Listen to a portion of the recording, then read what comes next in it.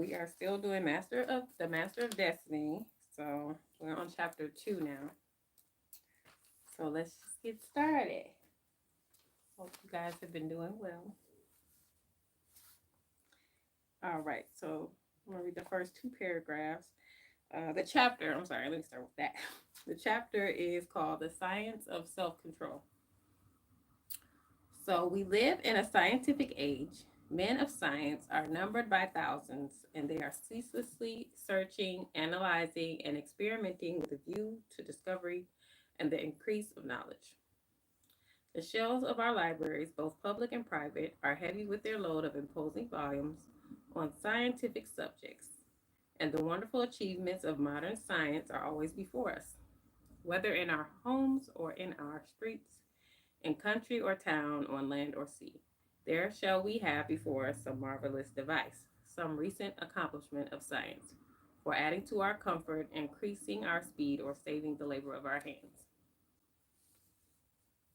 Which obviously we have advanced very much now from his time, which I feel like it's kind of at the beginning of things really picking up as far as technology wise, because he wrote this book in the early 1900s. So I just find that interesting. I wonder what he would think of all the stuff that we have now.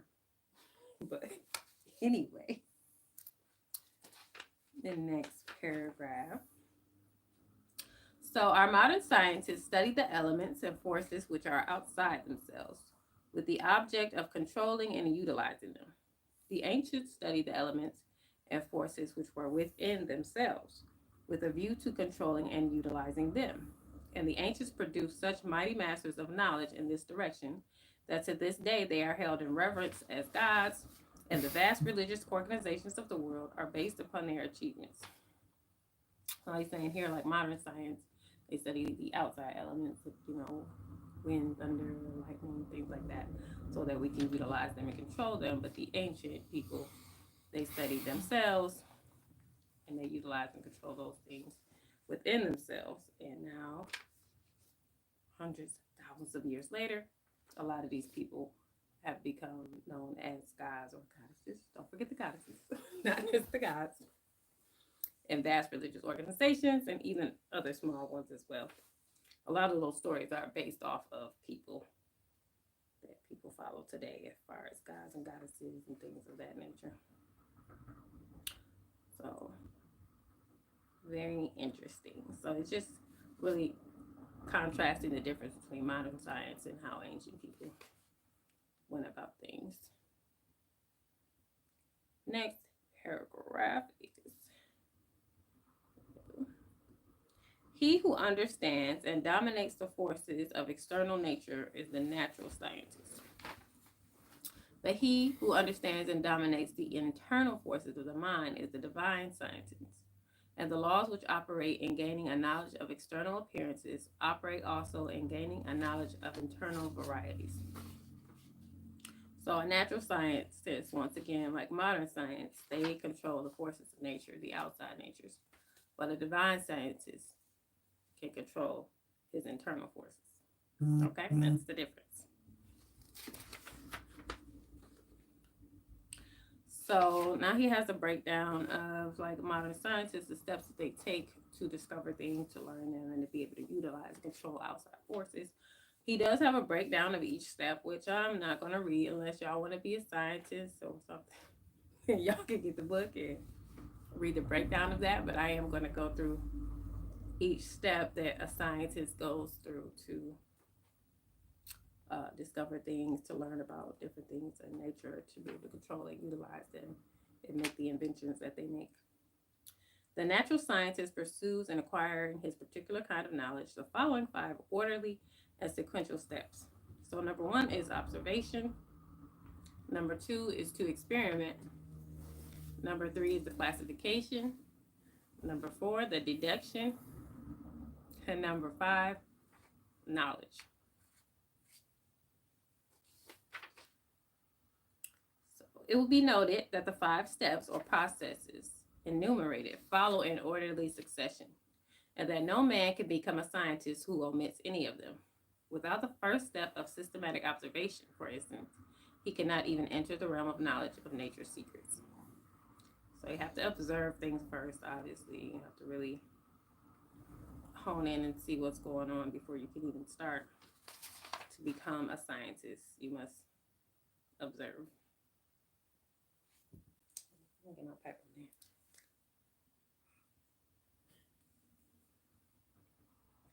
As with the natural scientist, so with the divine scientist, he must pursue with the same self-sacrificing and diligence 5 progressive steps in the attainment of self-knowledge, self-control.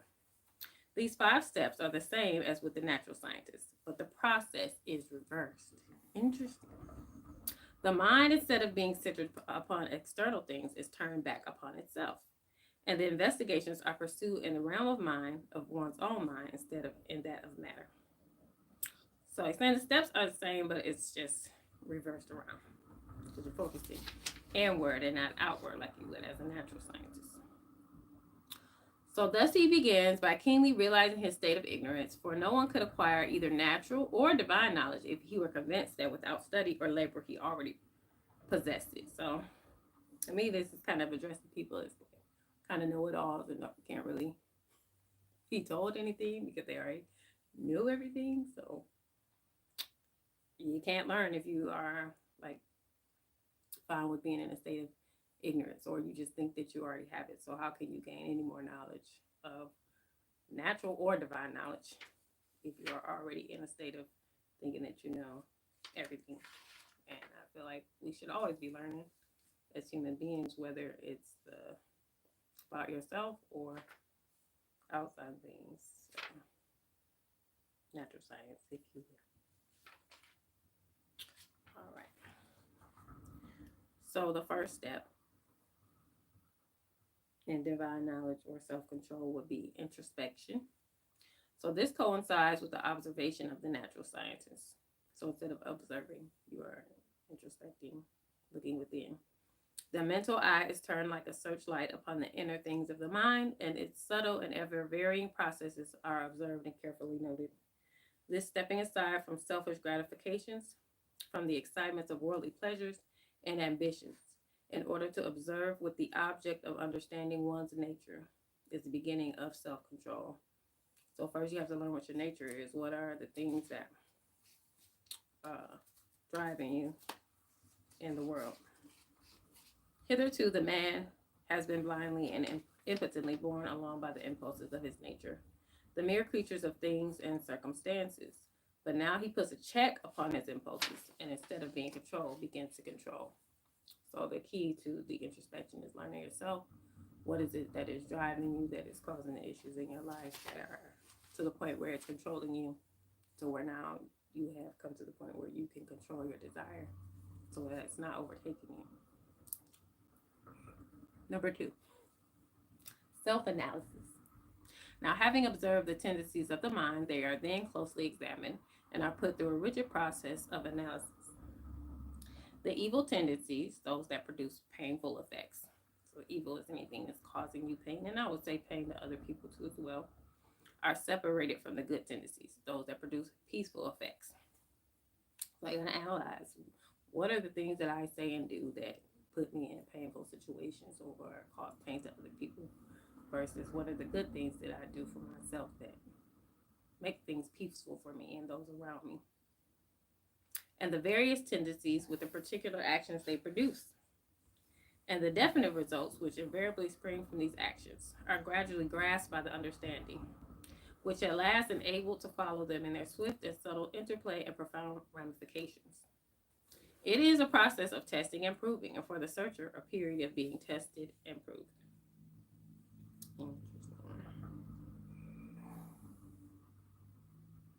Number 3, adjustment. So once you've gone through those first 2 steps, now you can start to adjust. By this time, the practical student of things divine has clearly before him every tendency and aspect of his nature, down to the profoundest impromptings of his mind and the most subtle motives of his heart. There is not a spot or corner left which he has not explored and illuminated with the light of self-examination. He is familiar with every weak and selfish point, every strong and virtuous quality. It's not like that he said that. We all have weaknesses and things about us that are self-centered. And we have strong and good qualities as well. But if you don't know them, how can you adjust yourself? How can you balance yourself out? So that's so important to be introspective and to analyze yourself. It is considered the height of wisdom to be able to see ourselves as others see us. But the practitioner of self control goes far beyond this. He not only sees himself as others see him, but he sees himself as he is, thus standing face to face with himself, not striving to hide away from any secret fault, no longer defending himself with pleasant flatteries, neither underrating nor overrating himself or his powers, and no more cursed with self-praise or self-pity. He sees the full magnitude of the task which lies before him, sees dearly ahead the heights of self-control, and knows what work he has to do to reach them. I really like that too. So, depending on the person, some people could be more prideful, more on the side of ego and self-praise, and some of us, we deal with more of self-pity and being the victim. So either way, both are negative. You should not be overly self-praising yourself or overly self-pity. You need to find the balance of just seeing who you really are, okay, at the end of the day. Even how others see you. If a lot of people are saying something, you might want to look at that. It be the truth. But like you said, it's really just about you seeing yourself as you actually are, not inflated or deflated, not lower or higher than you actually are. What is the actual truth of who you are? So he is no longer in a state of confusion, but has gained a glimpse of the laws which operate in the world of thought. And he now begins to adjust his mind in accordance with those laws. This is a process of weeding, sifting, and cleansing. As the farmer weeds, cleans, and prepares the ground for his crops, so the student removes the weeds of evil from his mind, cleanses and purifies it preparatory to sowing the seeds of righteous actions, which shall produce the harvest of a well-ordered life. So if you want your life peaceful and well in order, you have to start this process of adjusting yourself. You can't go on in self-pity or being like overly egotistical in your ways and not seeing yourself truly before you can start to adjust and make things better for yourself.